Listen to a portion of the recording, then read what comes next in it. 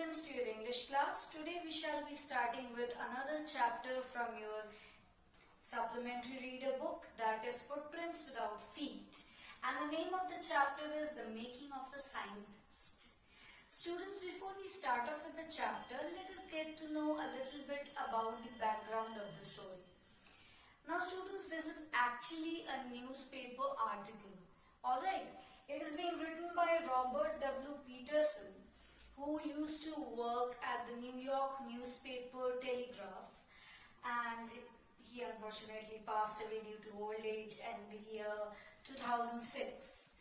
And this is actually a life story, or shall I say a chronicled life story, or the growth of the renowned molecular biologist Dr. Richard H. E. Bright. And throughout this whole article, it is when you will go through the chapter, you will find out that there is nothing to be, he has actually tried to write it in the form of a story, but you will find that it is actually a sequentialized account of how Richard E. Bright came to be known as what he was, and throughout his growth in his life. And we are introduced in the very first paragraph, which is on page number 32. Yes, before we start off with the chapter, I want you all to open page number 32. As usual, I have already shared with you. In this way, you will be able to understand more what is being taught and where it is. Alright? So in the very first paragraph, we get to know about Richard's success at the young age of 22, where he, along with his roommate, they explained the theory in an article in the famous science journal named as Proceedings of the National Academy of Science. Alright, it was the first time that this important scientific journal had ever published the work of college students. So imagine how much important this must be for the college kids. And Peterson is comparing by saying that in sports, that would be like making the big leagues at the age of 15 and hitting a home run your first time at bat. Now home run, this is actually a reference of baseball. So for Richard E. Bright, it was the first in a long string of achievements in science and other fields. And it all started with butterflies. Yes. Butterflies, some beautiful creatures we all chased around when we were kids, isn't it? And imagine, a young boy, he actually got success. He achieved so much in his life through chasing butterflies. Yes, you can also do so. And then we're introduced to his collector behavior. He always used to be a collector. He was interested in numismatics, he was interested in coins, he was interested in rocks as well as fossils, and we get to know that he has been a collector since childhood. Also along with that, we are being introduced to his most important companion throughout his life, that is his mother.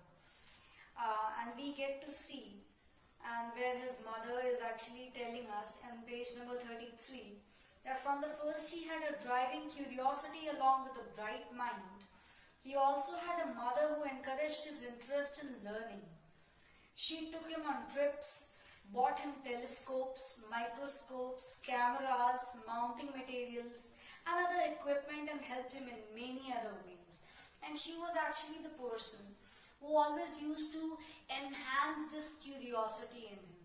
Because if you ask me, students, I think in order to become a scientist, it's very important to be very much passionately and obsessively curious.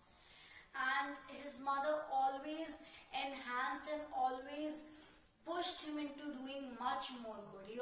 She always used to take him on trips and always used to give him some tasks which would help him exercise his mind. And then we get to see that how he read the first childhood book of his life. That probably would have been the end of my butterfly collecting. But then my mother got me a children's book. So his mother was actually the person who introduced him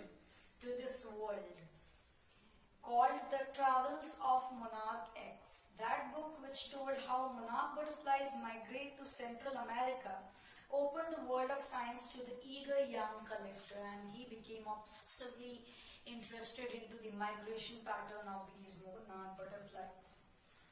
We also get to see that he started raising monarch butterflies, and he not only did so, but they were also, at the end of the book, the readers were invited to help study butterfly migrations, and they were asked to tag butterflies for research by Dr. Frederick A. Uruquart of the University of Toronto, Canada, and he got in touch with him, and he also got into this whole habit of tagging the butterflies. Now, what's tagging?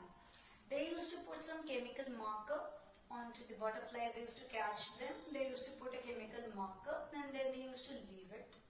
And then those butterflies were caught by some other people, and they were being reported to Dr. Uruquart. But very soon, our young scientist, Dr. Ebright, he lost his interest. Why? Because he found out that many butterflies were never being caught. And as a result, he lost his interest.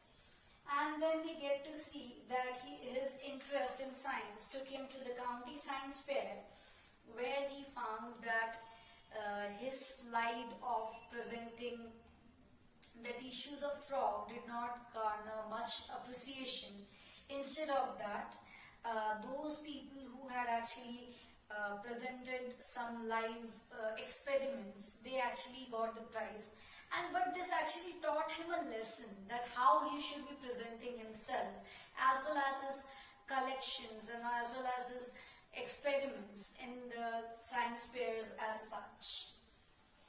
And then we got to know about his 8th grade project, which we get to see in page number 35. If you have a look at page number 35 on paragraph number 4, we got to see that Ebright tried to find the cause of a viral disease that kills nearly all monarch caterpillars every few years. Ebright thought that the disease might be carried by a beetle. He tried raising caterpillars in the presence of the beetles. I didn't get any real results, he said, but I went ahead and showed that I had tried the experiment, and this time he won. And the next year, his science fair project was testing the theory that viceroy butterflies copy monarchs. Why? Because the birds, they used to eat the monarch, but they used to eat the viceroy butterflies because they used to taste good. And monarch butterflies were being spared by the birds for being the food because they did not taste good. So this was another example of survival of the fittest by the viceroy butterflies, where they actually tried to mimic the habits of the food habits and the various habits of the monarch butterflies. Why? So that they could be saved, so that their lives could be saved. And then we get to know about his win at the county science fair, his discovery of a hormone. And in this case, we come to page number 36, where we get to know that in his second year in high school, Richard Ebright began the research that led to his discovery of an unknown insect hormone. Indirectly, it also led to his new theory on the life of cells. So this was actually the stepping stone of his life, which introduced him somehow or the other to this whole world of microbiology and physiology. And then we get to see, and then we come to his study of cell and DNA, which he started with his room partner James R. Worm. And in his senior year, he went a step further. He grew cells from a monarch's wing in a culture and showed that the cells would divide and develop into normal butterfly wings. This is a whole lot of development, don't you think? From catching a butterfly, from tagging it, to actually trying to find out the DNA sequence of a butterfly and trying to raise it on the controlled, simulated environment. This is definitely a growth. And then in future, we get to see that after actually conducting experiments with his roommate, James R. Wong, he achieved success as being one of the youngest graduate doctors, PhD graduates at the Harvard University. And then we get to know as how he was an all-rounder and a complete scientist. Why are we calling him an all-rounder? Because according to his social science teacher, Dr. Richard Weihauer, he says that he was a wonderful debater, Dr. E. Bright.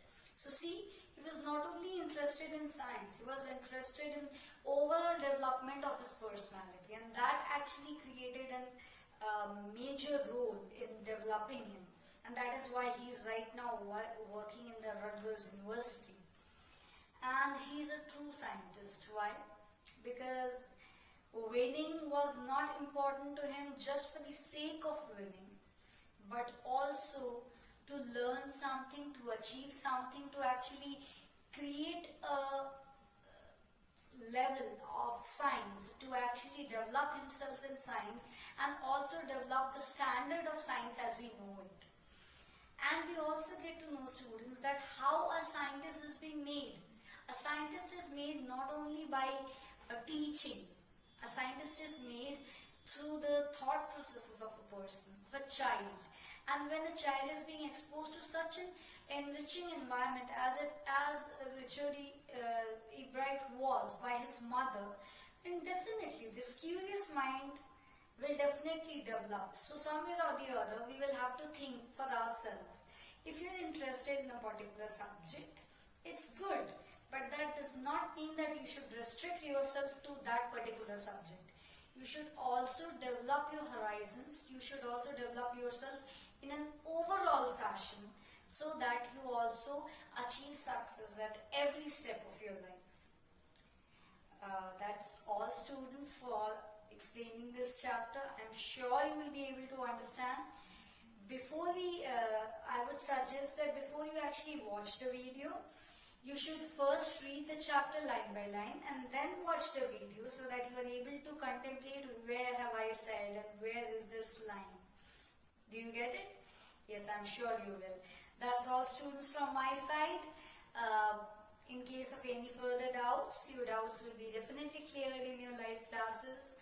That's all, students, for the English class today. Thank you so much. Take care.